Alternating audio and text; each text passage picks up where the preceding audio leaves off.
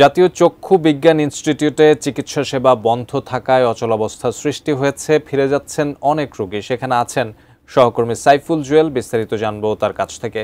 জুয়েল, চিকিৎসা সেবা বন্ধ হওয়ার কারণে রোগীরা বেশ ভোগান্তিতে পড়েছেন। এই ভোগান্তি কখন শেষ হতে পারে বলে আমরা ধারণা করতে পারি? শুধুমাত্র চোখের চিকিৎসা করা হয় এবং সারা দেশের বিভিন্ন অঞ্চল থেকে এখানে কিন্তু সাধারণ মানুষ এবং রোগী যারা আছেন তারা কিন্তু এখানে চিকিৎসা নিতে আসেন।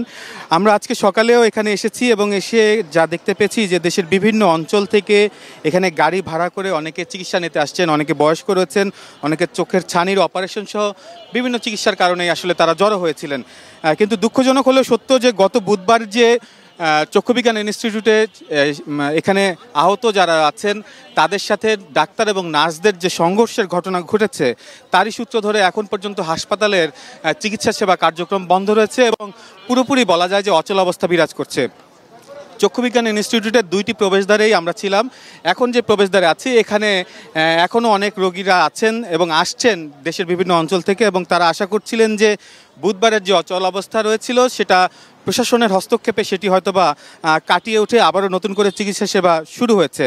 কিন্তু তারা এখানে অনেক হতাশ হয়েই এখানে আবার ফিরে যাচ্ছেন এবং তারা বলছেন যে সামনে যেহেতু ঈদুল আজহার ছুটি রয়েছে তো তাদের যে নাগরিক অধিকার অর্থাৎ মৌলিক অধিকার যে চিকিৎসা সেবা পাওয়ার সেটি থেকে তারা বঞ্চিত হচ্ছেন এবং এই সংঘর্ষের কারণে তারা কেন বঞ্চিত হচ্ছেন এবং প্রশাসনই বা কেন এখন পর্যন্ত নির্বিকার ভূমিকা পালন করছে সেই বিষয়টি নিয়ে বারবার তারা প্রশ্ন তুলেছেন এবং বুধবার ঘটে যাওয়ার ঘটনার পরেও প্রশাসনের পক্ষ থেকে কেন ব্যবস্থা নিচ্ছে না স্বাস্থ্য মন্ত্রণালয় বা সংশ্লিষ্ট স্বাস্থ্য অধিদপ্তর কেন এ ব্যাপারে অচলাবস্থা কাটিয়ে স্বাভাবিক চিকিৎসা কার্যক্রম শুরু করছে না সেই প্রশ্নটা তারা রেখেছেন এবং তারা আশা করছেন যে খুব দ্রুতই তারা চিকিৎসা সেবা নিয়ে বা তাদের কাঙ্ক্ষিত চিকিৎসা নিয়ে তারা যে যার গন্তব্যস্থলে আবারও ফেরত যাবেন এমনটাই প্রত্যাশা তাদের।